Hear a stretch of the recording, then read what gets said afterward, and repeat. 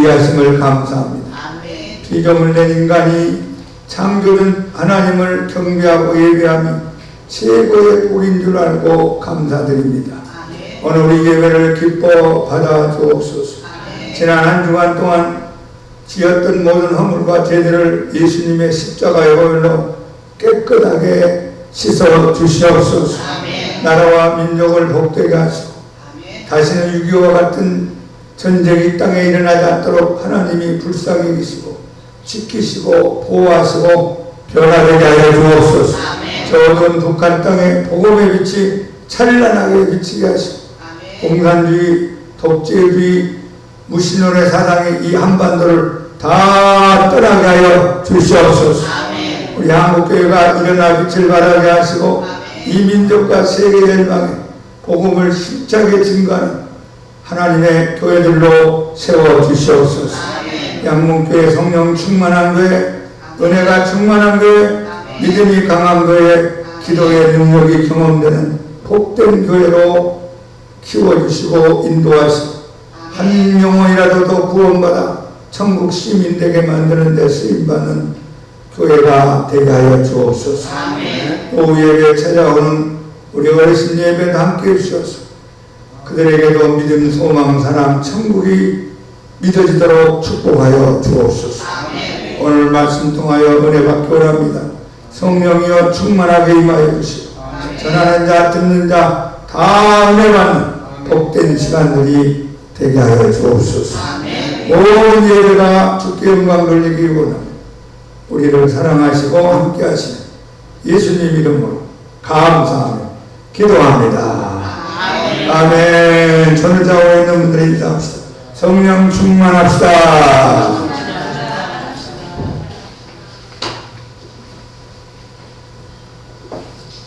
지난주 설교가 기억됩니까? 자, 성령 충만함이 중요하다고 했죠. 성령 충만함은 어떻게 받을 수 있는가? 세 가지 단계를 얘기했어요. 한번 해보세요. 마음의 문을 열자. 마음의 문을 열자. 이 마음의 문은 내가 열어야 됩니다. 부모가 열 수가 없고, 자식이 열 수가 없고, 다른 사람이 열 수가 없고, 내 자신이 열어야 돼. 그렇게 하나님이 만들어놨어요. 그걸 자유지라 그래요. 자유지. 여러분이 마음의 문을 열면 은혜가 임합니다. 마음의 문이 닫히면 은혜가 임하지 않습니다. 마음의 문을 열기를 축복합니다. 마음의 문을 여는 최고의 좋은 방법 중 하나가 찬송을 많이 부르세요. 찬송을 많이 부르고 찬송을 많이 들으세요. 이 마음이 점점 열려요. 왜 우리가 예배 전에 찬송을 부르죠? 30분 동안? 마음을 여는 작업이에요. 그냥 시간 맞춰서 오는 것보다 10분, 20분, 30분 전에 와서 찬송을 부르면 내 마음이 점점 열리면서 예배의 은혜를 내가 받게 됩니다. 자, 마음의 문을 열었는데 두 번째 단계가 마음의 그릇을 깨끗이 하자. 시작. 마음의 그릇을 깨끗이 하자. 컵의 뚜껑을 열고 보니까 어휴 더럽고 추하고 지저분하고 냄새나고 벌레가 죽어있고 그럼 거기다 물을 붓지를 못하고 주스를 부어서 먹을 수 없습니다. 그래서 이 컵을 깨끗하게 기름도 넣고 수돗물로 깨끗이 씻은 다음에 그 다음에 집어넣는 우리가 죄가 있죠. 우리 마음에 그릇에 죄가 많아요. 미워하고 게을르고 원망하고 하나님 앞에 불순종하고 성경도 안 보고 사랑하지 못하고 말을 함부로 하고 생각도 복잡한 생각하고 가서는 안 되는 데 가고 이런 일들을 우리가 하고 살잖아요. 그러면 이 마음의 그릇에 자꾸 때가 묻고 더러워져요. 이것을 예수의 피로 씻어야 돼요. 회개할 때 예수의 피로 씻겨진다. 시작. 예수님의 보혈이 언제 강하게 제일 힘차게 역사하느냐? 죄를 회개할 때. 여러분이 회개할 때 예수님 보혈이 막 씻어주면 마음의 그릇이 깨끗해집니다. 자, 마음의 문을 열었죠? 마음의 그릇이 깨끗해졌죠? 그 다음에 성령 충만함을 사모하고 간절히 기도해요. 그러면 성령님이 그래 네가 나를 좋아하는구나 나를 사모하는구나 그래 내가 너에게 은혜를 주겠다 하고 이제 성령님이 충만하게 임하는 겁니다. 이 3단계는 중요합니다. 마음의 문을 열고 마음의 그릇을 씻고 사모하며 간절히 기도하기를 바랍니다. 자, 오늘은 우리 성령에 대한 5번째 마지막 시간으로 한번 해보세요. 성령을 근심하게 하지 말자. 하나님 아버지께서 저와 여러분을 사랑하십니다. 그런데 이제 죄 짓고 하나님을 떠나서 마귀의 자녀 종으로 사는 우리 인생들을 구원하고자 하는 계획을 세우셨습니다. 그 계획으로 독생자 성자 하나님을 이 세상에 사람으로 보내겠다는 계획을 하게 됩니다. 그래서 때가 되면 성자 하나님 예수님이 마리아의 몸을 통하여 인간으로 이 세상에 태어나게 됩니다. 그걸 성육신 사건이라 말씀합니다. 예수님이 나이 30이 되심에 세례를 받고 성령 충만함 받고 그 다음에 회개하라 천국이 가까우니라 외치면서 우리에게 3년 반 동안 아주 귀하고 귀하신 말씀, 수많은 기적과 능력의 역사를 이루시고 그 다음에 3년 반 다 끝날 때쯤 돼서 저와 여러분의 모든 문제를 안고 짊어지고 제 문제를 안고 십자가에 못 박혀 피 흘려 죽게 됩니다. 6시간 동안 아무런 죄도 없으신 예수님이 하나님 앞에 심판받고 인간들에게 조롱을 당하면서 고통을 당한 마지막 시간 테텔레스타이 다 이루었다. 다 이루었다. 한번 해보세요. 다 이루었다. 다 이루었다. 예수님이 덜 이루었다고 하면 다른 메시아가 필요합니다. 다른 예수님이 와야 됩니다. 그런데 예수님이 다 이루었기 때문에 다른 예수도 필요 없고 다른 신앙도 필요 없고 오직 예수님으로 다 끝났습니다.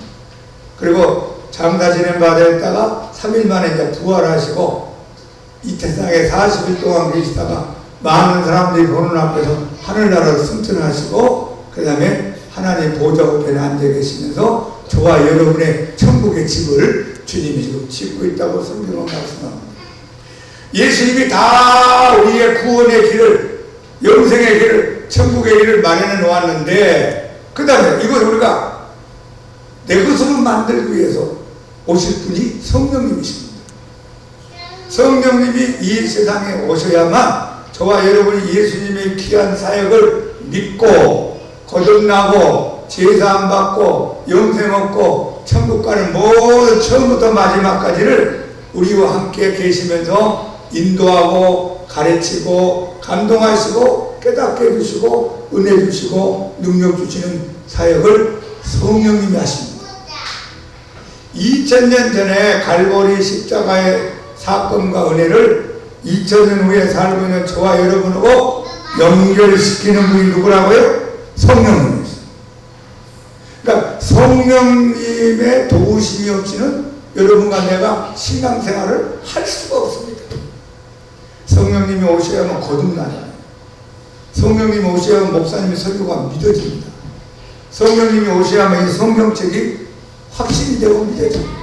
내가 구원받았으니 확신이 되는 거예요. 자, 그러므로 처음부터 마지막까지 성령님과의 관계를 여러분 잘 맺고 살기를 축복합니다. 오늘 우리가 읽어본 이 말씀 가운데 중요한 말씀이 한 구절 나옵니다. 4장 30절 다 같이 크게 읽어봅시다. 하나님의 성령을 근심하게 하지 말라. 그 안에서 너희가 구원의 날까지 인치심을 받았느니라. 저와 여러분 제처음에 예수님을 믿으면 성령님이 오셔서 우리에게 도장을 찍어준다. 우리가 계약서 쓸 때 도장 찍죠. 성령님이 와서 여러분의 영혼 속에 도장을 딱 인치심이라고. 너는 하나님의 자녀야. 너는 하나님의 백성이야. 그 사역을 성령님이 하십니다. 그러면 이 세상에는 두 종류의 사람이 살고 있어요. 성령의 인침을 받은 자와 성령의 인침을 받지 않은 자. 예수님을 믿어 구원받고 거듭난 사람은 성령의 인치심을 받은 자. 할렐루야. 여러분은 성령의 인침을 받은 자. 저 불신자들을 하나님을 믿지 않고 예수님을 구주로 영접하지 않는 사람들은 성령님이 지금 가지 않습니다. 그래서 여기는 성령님이 인치수가 없습니다. 인쳐주지 않습니다. 그러니까 인침을 받았다는 것은 뭐냐면요, 내 신앙의 출발을 말하는 거예요. 마라톤으로 말한다면 마라톤 출발 지점이지요. 저 막 수백 명, 수천 명 모였는데 총으로 땅 소리를 내면 그 다음에 이제 42.19km를 막 달려갑니다. 내가 성령의 인침을 받았다는 것은 신앙의 출발점에서 땅 하고 출발할 자격이 주어진 겁니다. 여러분, 아직 완성이 안 됐어요. 꼬린 지점에 안 들어갔습니다. 마라톤 하다가 어떤 사람이 5km까지 열심히 뛰다가 배가 아파가지고 집에 가버렸다. 그럼 이제 마라톤 꼬린 지점에 못 들어가죠. 35km를 남겨놓고 열심히 뛰다가 탈진되고 쓰러져갖고 119에 실려서 병원에 갔다. 그럼 그 사람 마라톤 완주를 하지 못한 겁니다. 천국에 갈 때까지, 내가 이 세상을 떠날 때까지 신앙의 마라톤을 멈추지 말고 잘 달려가기를 축복합니다. 어떤 사람은 처녀 때, 총각 때 잘 믿다가 그 다음에 안 믿는 사람이 있어. 나 그런 사람도 만나봤어. 중년 때까지 잘 믿다가 넘어져가지고 지금 교회를 떠난 사람도 있어요. 여러분, 내가 예수 믿기로 작정하고 신앙생활한 그날부터 내가 이 세상에 숨이 끊어지는 그날까지, 천국에 들어가는 그날까지 꾸준하게 끝까지 완주하기를 예수님의 이름으로 축복합니다. 그럼 이제 신앙의 출발점부터 신앙의 꼬린 지점까지, 그리고 천국에 가서도 영원히 함께할 분이 누구라고요? 성령님이에요. 보혜사 성령님이 나의 신앙의 처음부터 마지막까지 영원토록 함께 하시는데, 그분이 우리가 잘못하면 근심을 하신다는 겁니다. 여러분들은 성령님을 근심시키지 말고 기쁘게 하기를 축복합니다. 부모님도 때가 되면 떠나잖아요. 남편도 아내도 때가 되면 떠나고, 친구도 떠나고. 근데 성령님은 내가 예수님을 믿은 그 이후로 이 세상을 떠나는 죽을 때까지 함께 하시고, 죽은 다음에도 저 영원한 천국에서도 함께 하시는 분입니다. 그분하고 사이가 좋아야 돼요? 나빠야 돼요? 좋아야 돼요. 근심 시키지 말고 그분을 기쁘게 하며 신앙생활 하는 것이 중요합니다. 제가 이 설교를 준비하면서 주님께 기도했어요. 주님, 우리가 어떤 경우에 성령님을 근심시키십니까? 우리가 어떻게 하면 성령님을 근심시키지 않고 기쁘게 할 수 있습니까? 기도하며 물어봤어요. 그래서 하나님이 부모와 자식과의 관계를 생각해봐라. 그래서 제 아버지 어머니하고 관계를 생각해요. 제 자식하고 나와의 관계를 생각해보니까 성령님하고 우리와의 관계가 똑같은 거예요. 자, 성령님은 어떤 경우에 근심을 하시게 되고 어떤 경우에 기뻐하시는가, 우리 네 가지를 크게 정리 한번 해봅시다. 자, 첫째로 성령님을 무시할 때, 시작. 성령님을 무시할 때. 어떤 자식이 부모를 무시한다 합시다. 우리 어머니 무식한 분이야. 어머니가 알기는 뭘 알아? 아빠가 뭘 하는 게 있어? 나한테 뭐 해준 거 뭐 있어? 그러면서 부모님을 자식이 무시하면 그 부모의 마음이 얼마나 슬프고 근심이 있겠어요. 근데 자식이 부모님이 별로 배운 것도 없고 가진 것도 없지만 저를 낳아주셔서 감사합니다. 저를 키워주셔서 감사합니다. 저는 우리 아버지와 어머니를 세상에서 제일로 존경합니다. 그런 고백을 하고 말을 한다면 부모가 얼마나 기쁘고 행복하겠어요. 우리가 신앙생활 하는데 성령님에게 우리가 무시하는 말을 한다든지 무시하는 태도를 보인다든지 성령님이 하신 일을 방해를 떤다면 성령님은 슬퍼하고 근심을 합니다. 반대로 우리가 성령님을 하나님으로 예우해드리고 존중히 여기고 기뻐하고 찬양하고 영접하고 사랑하고 하나님 앞에 기쁨을 드린다면은 성령님께서 기뻐하십니다. 자, 우리 한번 크게 합시다. 성령님을 환영합니다. 경배합니다. 영접합니다. 의지합니다. 감사합니다. 경배합니다. 성령님을 사랑합니다. 하나님과의 관계가 뭘로 이루어진다고 그랬죠? 우리의 말로. 이런 말이 중요해요. 그러니까 하나님에 대해서 입을 열어서 말을 하세요. 입 다물고 믿는 것이 잘 믿는 게 아니라 입을 열어서 하나님, 저를 사람으로 태어나게 했음을 감사합니다. 하나님, 제가 예수 믿고 구원받게 됨을 감사합니다. 성령님, 저에게 믿음, 소망, 사랑, 기쁨을 주심을 감사합니다. 예수님, 저를 위하여 십자가에 못 박혀 죽으시고 우리를 구원해 주심을 감사합니다. 이거 여러분이 매일매일 하세요. 뭘 달라고만 하지 말고, 달라는 건 다음이고, 우리는 하나님에 대해서 내가 존경하고 경배하고 기뻐하는 표현을 자꾸 하세요. 그러면 하나님이 기분이 좋잖아요. 그러면 여러분 필요한 거 아세요. 그럼 여러분 필요한 걸 때를 따라 공급해 주시고, 기도 많이 안 해도 주님이 은혜 주시는 거예요. 우리 성령님을 무시하지 말고 존경하고 경배하기를 축원합니다. 성령님은 예수님의 사역을 계속 하신 거야. 이 세상에 오셨어요. 예수님은 처음 보혜사, 성령님은 다른 보혜사라 이렇게 말씀합니다. 예수님이 오셔서 이 세상에 무슨 일을 하셨습니까? 사람들의 죄를 사해 주시고, 예수님은 병든 자를 고쳐주시고, 귀신 들린 사람을 낫게 해주시고, 귀한 하나님의 말씀을 선포해 주시고, 영생의 진리를 가르쳐 주시고, 거짓에 속고 있는 인간들에게 무엇이 진짜인가를 주님이 말씀해 주었어요. 내 말에 거하면 너희가 참 내 제자가 되고 진리를 알지니 진리가 너희를 자유케 하리라. 영혼 구원을 위하여 예수님이 오셨어요.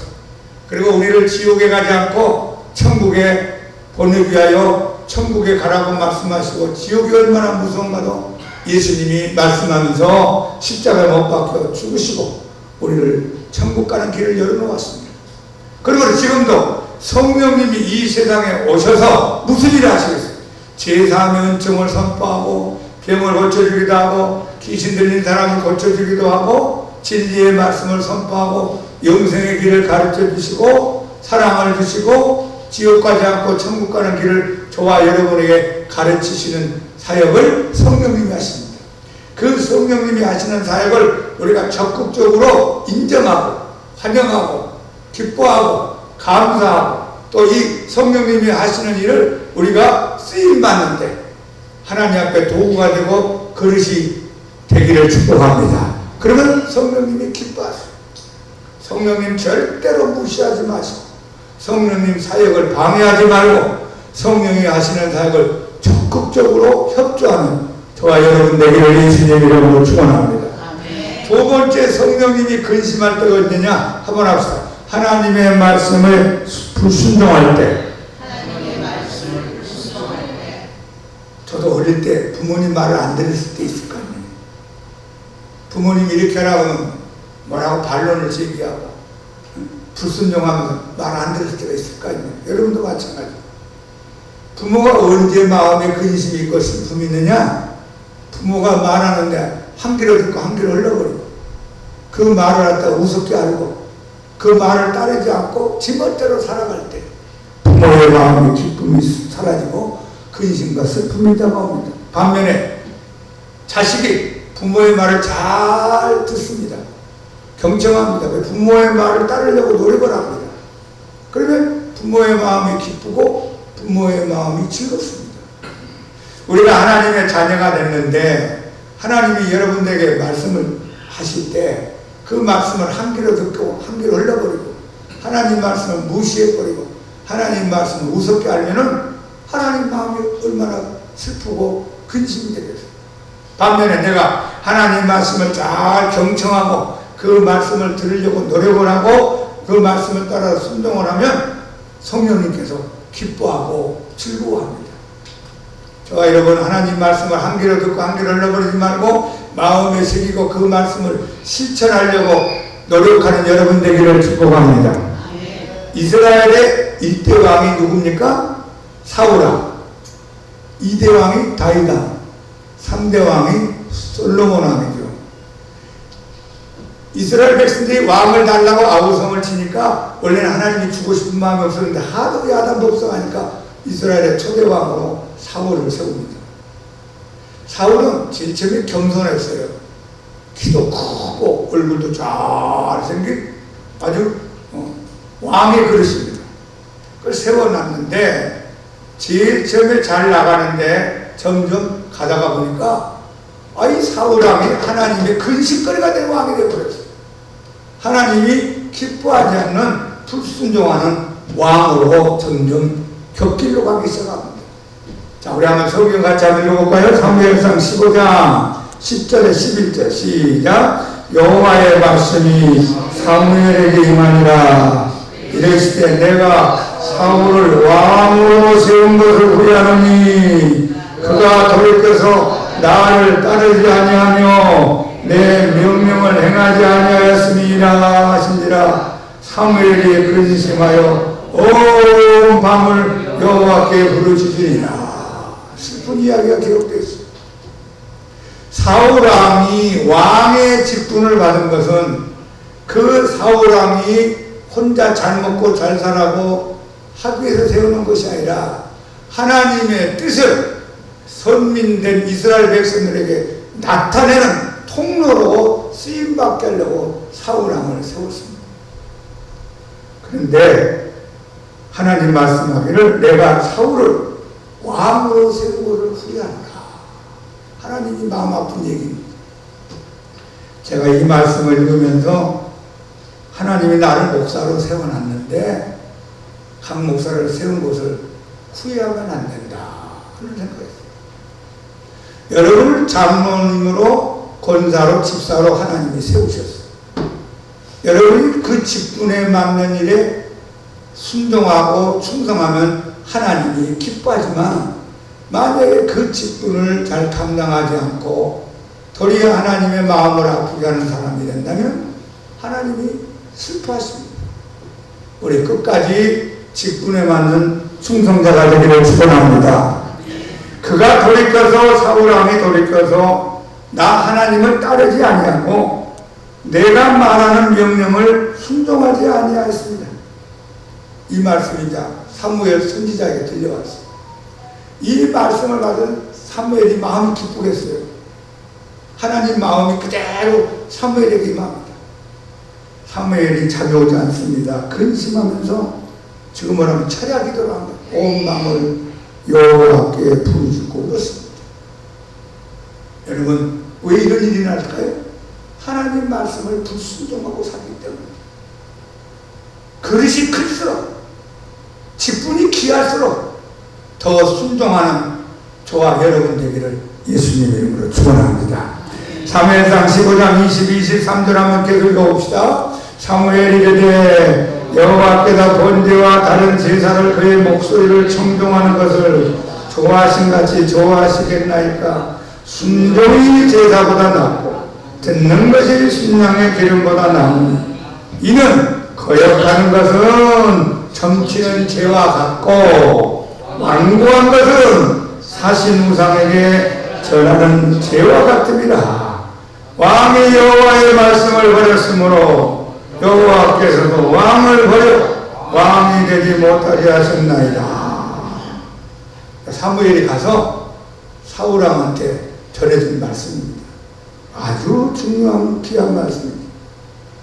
하나님은 형식적인 제사, 예물 그것보다 더 중요한 것이 순종하는 걸 좋아합니다. 왕이여 하나님 말씀에 경청하고 순종하십시오. 하나님 말씀을 거역하고 하나님 말씀을 불순종하는 것은 점을 치러 가는 죄와 같습니다. 여러분 제가 점 치러 가겠습니까? 목사가 돼가지고 점쟁이를 끌어내야죠. 근데 내가 하나님 말씀을 계속 안 들으면 강 목사 너는 점 치러 가는 죄와 같은 죄를 짓고 있구나 하는 말씀을. 점은 치러 가지 않지만 주님이 점 치는 걸 싫어하는데 내가 점 치는 죄와 같은 죄를 불순종하기 때문에 짓고 있구나 하는 말씀입니다. 네가 고집을 피우고 네 뜻대로 하고 내 말을 듣지 않는 것은 귀신 우상에게 절하는 것과 같다. 제가 절하겠습니까? 나무한테가 절하고 돌한테 가서 절하고 어느 우상 종교한테가 절하겠습니까? 그건 맞지 않죠? 그런데 내가 고집을 피우고 내 멋대로 믿고 내 뜻대로 불순종을 계속하면은 너는 귀신한테 가서 절하는 것 같은 똑같은 죄를 짓는 거구나. 그러니까 하나님 보신답니다. 그래서 이제 왕이 하나님 말씀을 버렸으므로 하나님도 왕을 버려서 왕이 되지 못하게 하셨습니다. 그래서 그 다음에 사울왕과 그의 자식들은 비참하게 버림받고 죽고 이대왕 다윗이 사울왕을 이어서 이스라엘의 왕의 자리에 오르게 됩니다. 그때 사울왕이 계속 하나님을 기쁘게 잘했더라면 그 아들들이 계속 왕권을 이어갔을 겁니다. 근데 초대왕 사울왕이 잘못한 결과 버림받고 심판받은 이후로 저 이세의 아들 다윗이 하나님의 은혜를 받고 복을 받아서 이스라엘의 2대 왕이 된 것입니다. 제가 예수님 믿고 몇 년 동안 참 주님하고 재밌게 신앙생활을 했어요. 예수 믿는 것이 이렇게 좋은 거구나. 야, 행복하다. 어떨 때는요, 밤에 잠을 자는데 잠자는 시간도 아까워요. 너무 좋아가지고. 그래서 천장을 치다가, 하나님 감사합니다. 이렇게 이제 신앙생활 하는데, 제가 학교 이제 졸업 때가 가까웠는데, 하나님이 저한테, 너 신학 공부해서 목사의 길을 가기 원한다 하는 사명이 왔어요. 저는 그때까지 목사가 되겠다는 생각을 해본 적이 없습니다. 예수 믿는 건 좋은데 목사님 되는 거는 고생도 바가지로 하고 힘들고 어렵고 또 우리 집안에 예수 믿는 사람도 아무도 없고 또 내가 예수 믿는 거 다 찬성하지도 않고 누가 내 뒷바라지 한다고 기도해주고 무슨 장학금도 주고 신학교 가라고 한 사람 아무도 없는데 항무지 같은 이 벌판에서 내가 목사님 된다는 게 얼마나 힘들겠어요. 근데 자꾸 마음이 오는 거예요. 신학에서 하나님 이래야 된다. 그래서 제가 거부했어요. 하나님, 내가 알아서 할 테니까 더 이상 얘기하지 마세요. 제가 부담스럽습니다. 그럼 내가 가만히 있었어요. 몇 달 후에 또 오는 거예요. 또 그런 마음이 또 와요. 너 졸업하고 신학 공부할 준비를 해라. 하나님이 일을 해야 된다. 영혼들이 불쌍하지 않느냐? 그런 마음이 오는 거예요. 근데 그때는 제가 다니는 교회까지 가지 않고 가까운 동네 교회를 갔어요. 왜냐하면 예수 믿는 사람들 만나면 부담스러워요. 기도하면 하나님이 자꾸 그런 말씀 줄까 봐 기도 안 했어요. 성경을 자꾸 읽으면 부담스러워요.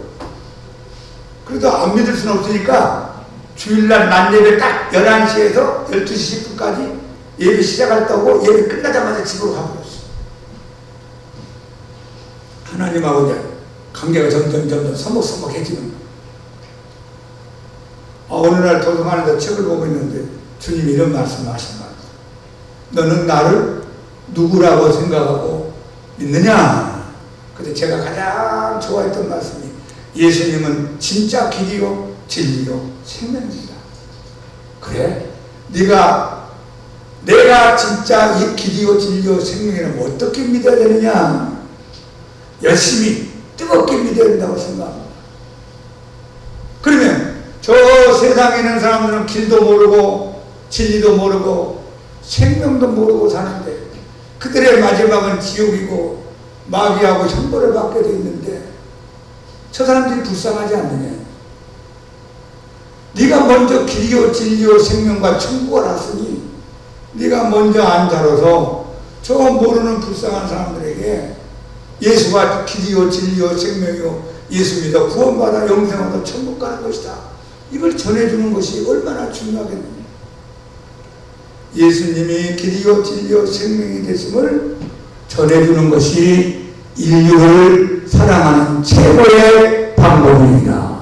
그런 거지. 도서관에 앉아있는데 제 마음속에 더 이상 말을 못하겠더라고요. 그래서 또 거부했어요. 불순종하고 말을 안 들었어요. 세 번째 하나님의 압력이 구해지면서 주님의 은혜가 딱 차단. 여러분 여름에 비가 안 오면 어떻게 되죠? 저수지 바닥이 갈라지죠? 우리가 목이 말라면 고통을 받잖아요. 내 영혼 속에 하나님의 은혜의 담비가 오지는 않습니다. 하나님은 근데 등을 돌렸으니 오겠어요. 내 마음이 갈라지고 무겁고 사는 게 피곤하고 옛날 예수 믿기 전에 옷으로 돌아가기 시작합니다. 하나님 앞에 항복해서 하나님 제가 안 하겠다는 게 아니라 하겠습니다. 그런데 제 형편을 보십시오. 제가 어떻게 해야 될지 모르겠습니다. 하나님의 저를 하나님의 일꾼으로 쓰기를 원한다면 길을 열어주십시오. 그 다음에 항복했어요.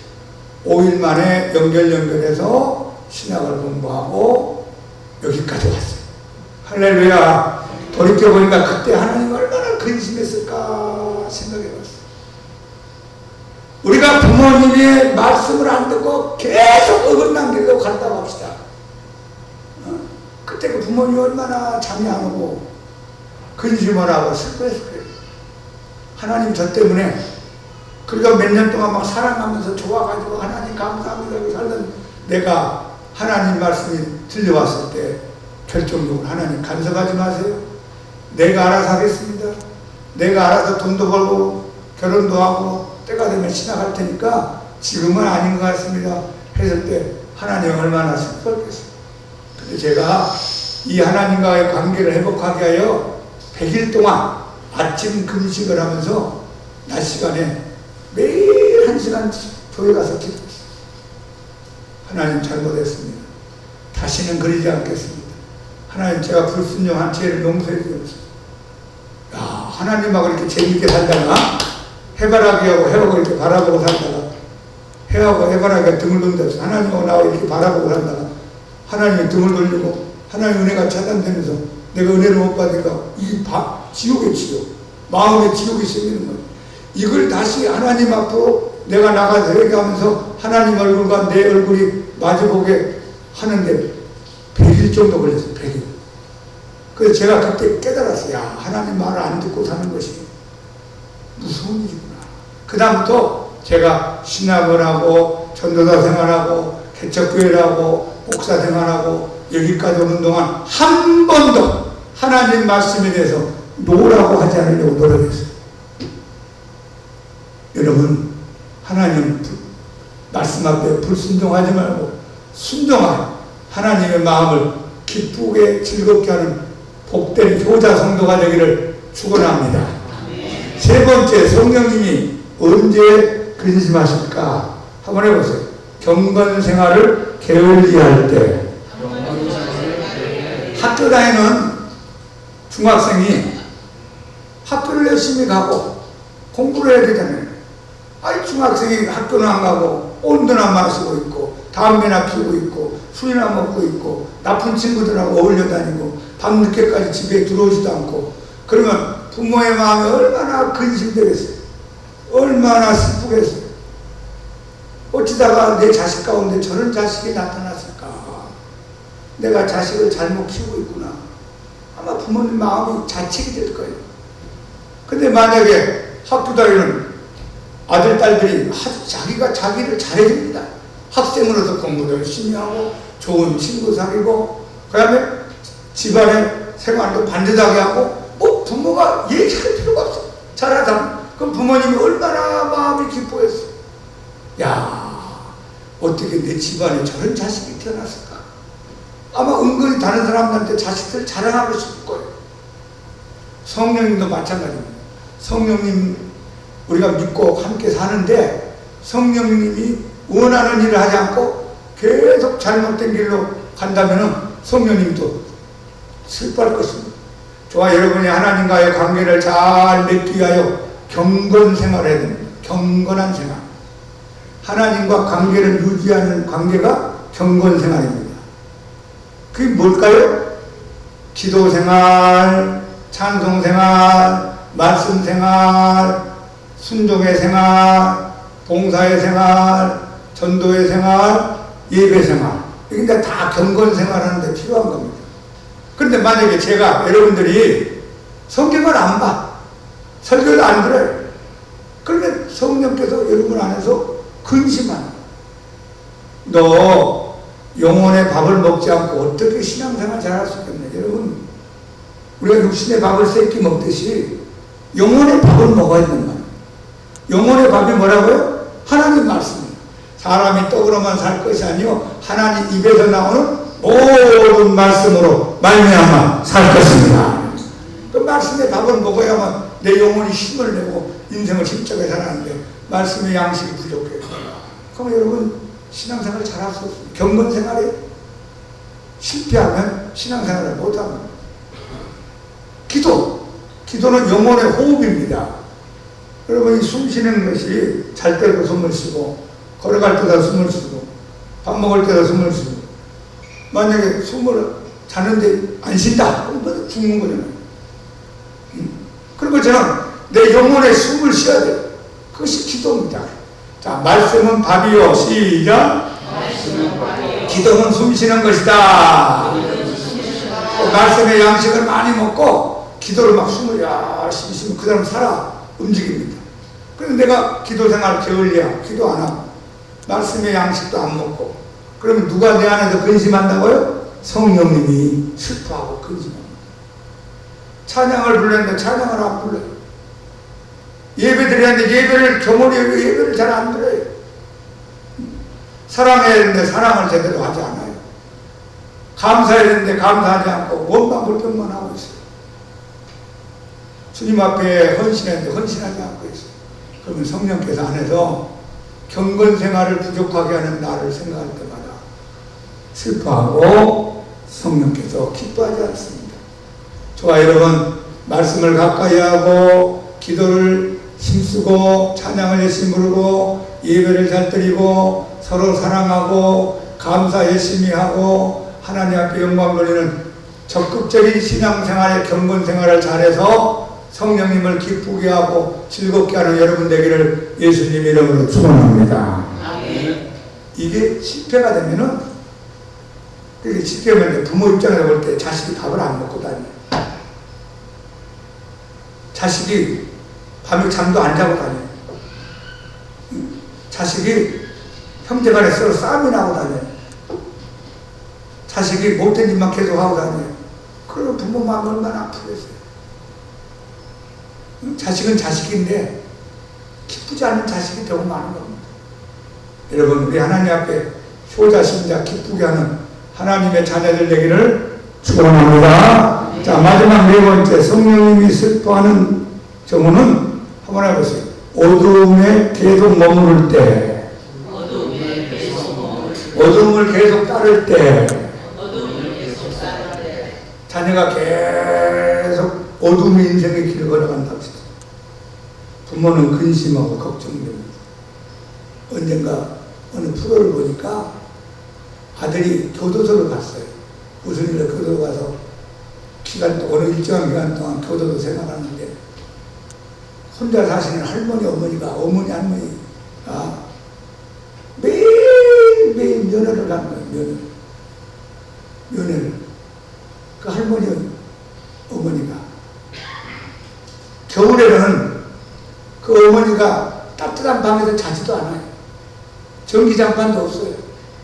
내 자식이 교도소 들어가서 추운 바닥에 자고 죽는데 내가 어떻게 따뜻하게 자겠는데 맛있는 것도 먹지 않아요. 자식이 감옥에 있는데 내가 맛있는 거 먹으면 뭐하나. 그래서 매일매일 불편한 몸을 끌고 교도소 가서 아들을 보고 눈물을 흘리면서 면회하는 장면이 나왔어요. 그게 부모의 마음입니다. 자식이 어두움의 길을 계속가면 부모가 얼마나 근심하고 걱정하고 슬퍼하겠어요. 근데 자식이 밝은 길을 가면 부모가 얼마나 기쁘고 즐겁겠어요. 성령님도 똑같습니다. 우리가 예수님을 믿으면서 어두움의 일을 계속하고 하나님이 기뻐하지 않는 삶을 계속 살아가면 성령님이 슬퍼하고 즐거워하지 않고 근심하게 됩니다. 반면에 내가 하나님이 기뻐하는 길을 걸어갑니다. 기뻐하는 일을 해드립니다. 어둠이 아니라 밝은 일을 계속하면 성령님도 기뻐하고 하나님 아버지도 기뻐하고 예수님도 기뻐합니다. 자, 우리 한번 읽어볼까요? 에베소 4장 25절부터 29절까지. 그런즉 거짓을 버리고 각각 그 이웃과 더불어 참된 것을 말하라. 이는 우리가 서로 집세가 됨이라. 분을 내어도 죄를 짓지 말며 해가 지도록 분을 굶지 말고 마귀에게 틈을 주지 말라. 도둑질하는 자는 다시 도둑질하지 말고 돌이켜 가난한 자에게 구제하시도록 자기 손으로 수고하여 선한 일을 하라. 무릇 더러운 말을 너 입 밖으로 내지 말고 오직 덕을 세우는데 소용되는 대로 선한 말을 하여 듣는 자들에게 은혜를 끼치게 하라. 여러분 이것은 전부 다 어둠의 일들이죠. 밝은 일들이 아니잖아요. 거짓된 인생, 거짓말, 분을 품고 사는 사람, 마귀에게 자꾸 틈을 주는 거예요. 마귀가 들어오도록 자리를 내주는 거예요. 이 틈을 내주지 말라면 마귀 자리를 내주지 마라 그 말이에요. 자꾸 어둠에 일어나면 마귀가 찾아와. 이렇게 내가 환영하지 않는 애들 지가 알아서 찾아와요. 하나님은 적극적으로 환영해야만 오시는데 마귀는 내가 환영하지 않아도 지가 알아서 찾아와요. 마귀에게 문 닫아버리고 하나님에게 문 열기를 바랍니다. 마귀에게 틈을 주는 거, 그리고 도둑질하는 거, 더러운 말을 하는 거, 덕스럽지 않는 말 하는 거, 다른 사람 마음에 상처를 주는 말 하는 거, 이런 거 전부 다 어둠의 일들입니다. 이걸 하면은 성령이 뭐 한다고요? 근심하고 슬퍼하고 걱정한다는 말씀입니다. 고린도전서 10장에 보면은 이스라엘 백성들이 광야 생활 40년 동안 할 때 크게 4가지 죄를 지어서 하나님을 슬프게 했다는 걸 기록하고 있습니다. 무엇을 그들이 잘못했느냐? 한번 해보세요. 우상숭배. 이걸 하지 말아야 된다. 10계명 가운데 1계명, 2계명이 중요하죠? 우상숭배함으로 하나님 마음을 슬프게 근심하고. 음란의 죄. 음란이 뭔지 알죠? 하나님을 시험한 죄. 하나님 어떻게 하는가 보자 하고 하나님하고 바둑 뛰고 있는 사람이 있어요. 하나님하고 장기 되는 사람이 있어요. 개미가 나하고 머리 싸움하면 내가 얼마나 이게 기분 나쁘겠어요. 저 개미 머리통 가지고 사람의 머리를 시험해? 에라이 모르겠다. 물바가지 팍 뛰어져 버리면 홍수나서 가겠죠. 여러분 하나님하고 머리 싸움하지 마세요. 하나님은 하나님이고 나는 피조물 사람이에요. 겸손하세요. 겸손. 내가 알면 너 얼마나 알겠어요. 옆에 있는 내 부인의 속도 모르고 내 자식의 앞날도 모르고 내 마음도 내가 모를 때가 있는데 어떻게 하나님을 다 알겠어요. 겸손하기를 축복합니다. 근데 이스라엘 백성들 하나님하고 머리 싸움하는 거 어떻게 하는가 보자. 하나님 굉장히 기분 나쁜 사건이 일어났습니다. 그리고 원망의 죄. 한번 해보세요. 원망의 죄. 하나님 앞에 감사하는 건 별로 없고 물이 없다, 뜨겁다, 잠자리 불편하다, 아유 사막길이다, 고기장 먹고 싶다. 감사는 하나 한다면 원망은 100개 나는 거예요. 그때 하나님 얼마나 근심하고 슬퍼하고 싫었는지 모릅니다. 우리는 이 4가지 죄를 짓지 말아야 돼요. 우상숭배의 죄, 음란의 죄, 하나님 시험하는 죄, 원망하는 죄 짓지 말고 하나님만 바라보고 정결하고 거룩하게 살면서 하나님 앞에 순종하고 감사 많이 하며 사는 저와 여러분 되기를 축복합니다. 그래서 우리가 빛의 자녀로서 빛의 자녀 열매를 맺고 사는 하나님이 기뻐합니다. 자, 에베소 5장 9절을 읽어볼까요? 빛의 열매는 모든 착함과 의로움과 진실함에 있느니라. 예수님을 제대로 잘 믿는 사람은 일단 착해야 돼요. 예수 믿는데 더 악해졌다, 더 이기적이고 더 무섭다, 그건 제대로 잘 믿는 게 착한 쪽으로 가야 돼요. 여러분이 좀 더 선한 쪽으로 가기 바랍니다. 그리고 오늘 이 말씀에 의하면 의로움, 거룩한 쪽으로 가야 돼요. 죄가 점점 줄어들어야 돼요. 목사님, 나는 예수 믿고 난 다음에 죄가 더 많아졌습니다. 그건 잘못 믿는 거예요. 예수 믿고 난 다음에 옛날에 100가지 죄를 졌다면 이제 99, 98, 97, 96, 95로 점점 줄어들어야 돼요. 그리고 진실해야 돼요. 아, 저 사람 머리 돌리는 사람이야. 나를 속이려고 하는 사람이야. 나를 이용해 먹는 사람이야. 저 사람 말은 뭐가 진실이고 가짜인지 모르겠어요. 그럼 그 사람은 잘못 믿는 거예요. 목사님이 거짓말 하면서 여러분들이 얘기하면 여러분 제가 설교하는 거 어떻게 듣겠어요? 착함과 의로움과 진실함이 예수 믿는 하나님의 자녀들의 열매다. 이걸 맺으면 성령님이 기뻐하고 즐거워하고 기뻐합니다. 근데 어두운 일을 계속하면 하나님이 싫어하고 근심하고 슬퍼합니다. 자, 성령님이 여러분 안에 와 계시죠? 한번 합시다. 성령님이 내 안에 와 계신다. 성령님이 어디 계신다고요? 내 안에 24시간 365일 죽을 때까지 영원토록 성령님이 함께 하세요. 눈에 보이지 않는다고 무시하면 안 됩니다. 성령님이 여러분 안에 와 계세요. 그럼 이 성령님하고 좋은 관계를 맺고 살아야 되겠죠? 성령님하고 나쁜 관계 맺으면 나만 손해. 왜? 나를 거듭나게 해서 천국까지 데려가시는 분이 성령님들. 천국에서 영원히 함께 살 분이에요. 가족들 다 헤어집니다. 때가 되면 다 떠나가야 돼요. 근데 성령님은 떠나가지 않아요. 성령님을 슬프게 하지 말고 근심시키지 마세요. 성령님은 무시하지 말고 성령님은 존중해 여기고 성령님을 말씀 잘 순종하며 따르기를 노력하고 하나님 말씀에 불순종하지 말고 그리고 우리가 하나님 앞에서 경건 생활을 잘하도록 말씀, 기도, 예배, 찬양에 충실하시기 바랍니다. 그리고 어둠 일을 하지 마세요. 어둠 쪽. 마귀는 어둠에 일을 합니다. 하나님 어둠을 싫어합니다. 우리는 밝은 쪽으로 가야죠. 하나님이 기뻐하는 쪽으로 신앙생활 잘해서 성령님을 기쁘게 하고 즐겁게 하면서 천국까지 가는 우리 모든 성도님 되기를 예수님 이름으로 축원합니다.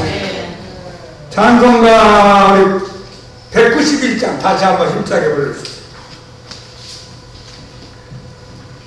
이렇게 만나보면은 예수님을 믿었다는 사람, 믿고 있는 사람 가운데서 성령님을 근심시키면서 믿고 있는 사람이 많이 있습니다. 하나님 마음 얼마나 아프겠어요. 이 자리에 계신 여러분들은 성령님을 기쁘게 하면서 신앙생활 하기를 축복합니다. 자, 우리 191장 우리 힘차게 찬양합니다.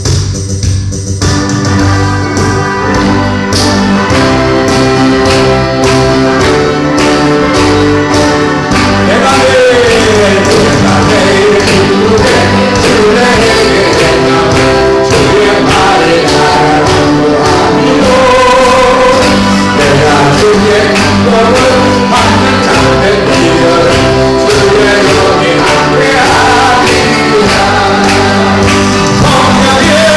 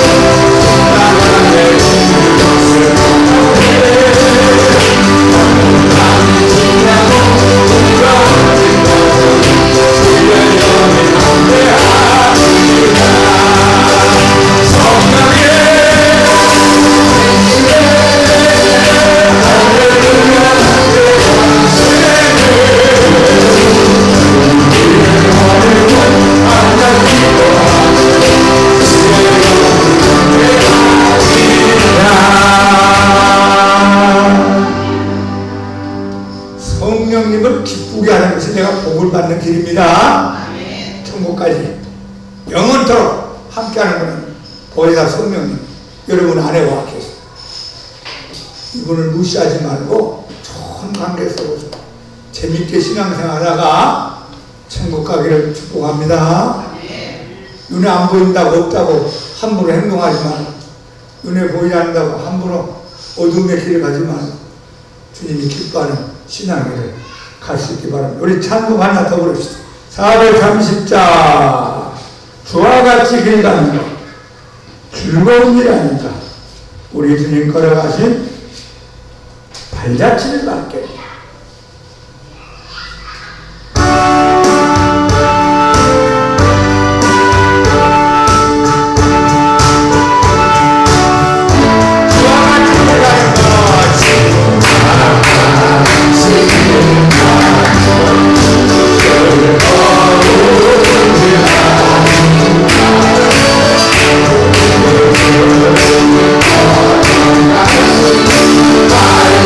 발자취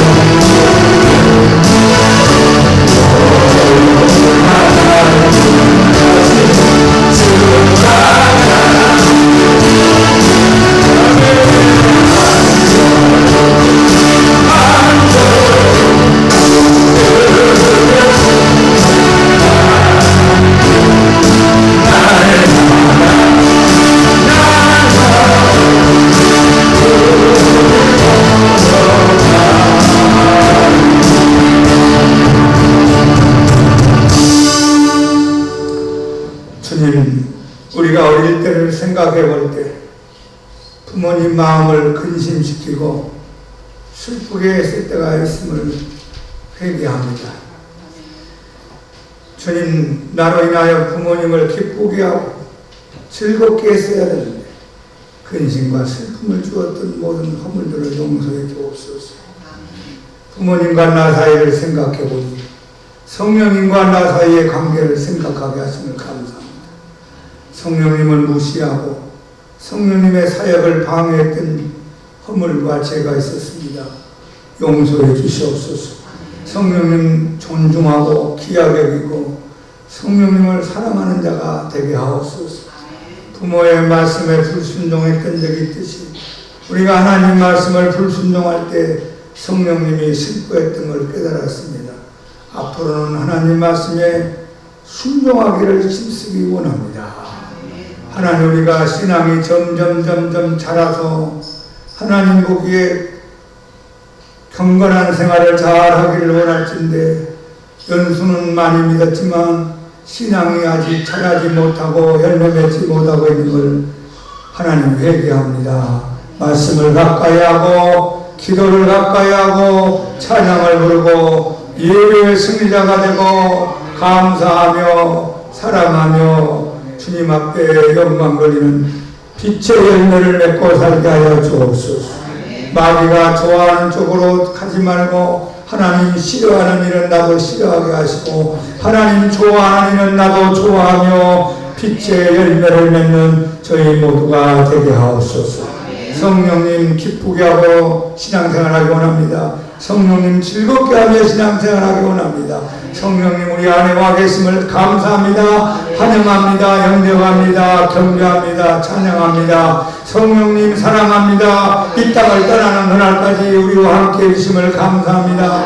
이 세상을 떠나는 그날 천국에 인도하시고 천국에서 영원히 함께 하시는 보혜사 성령님을 기뻐합니다. 우리 양문교회 예배 때마다 찬양할 때마다 기도할 때마다 말씀을 선포할 때마다 성령님 충만히 임하여 주시옵소서.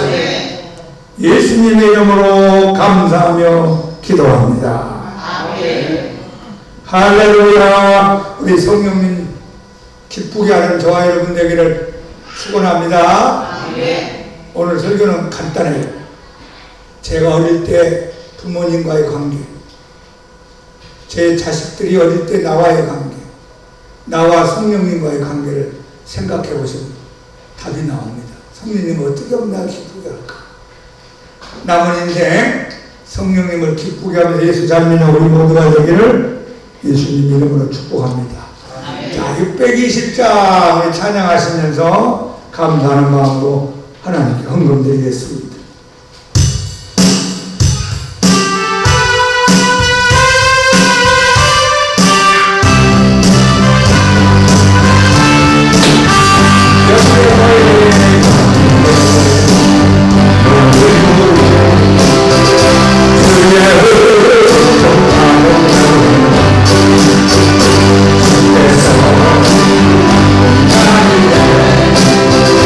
함께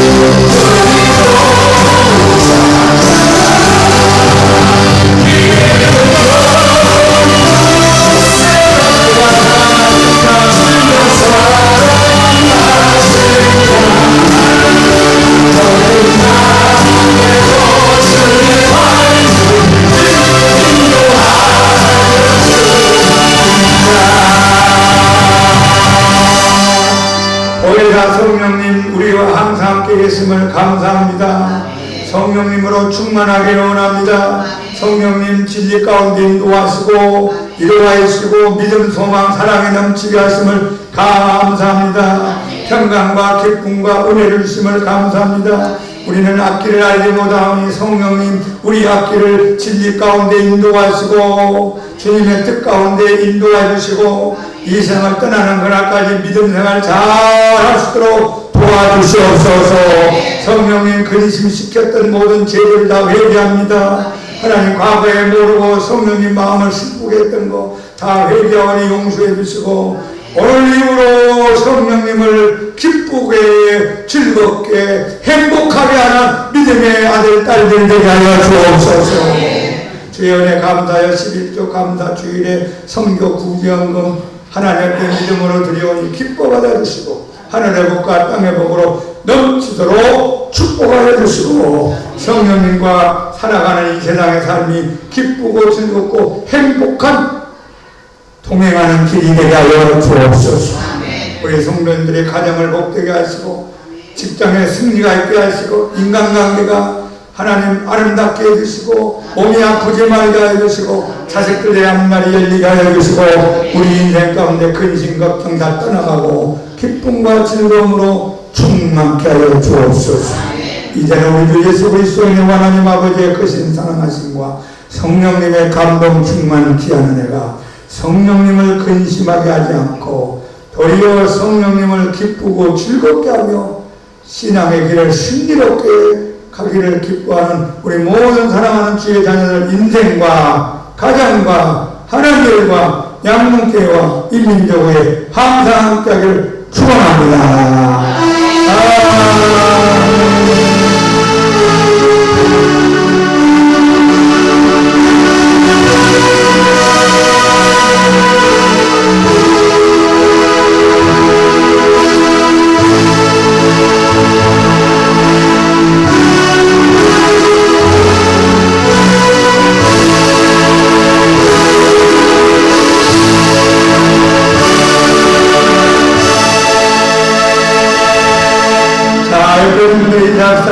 성령님을 기쁘게 합시다.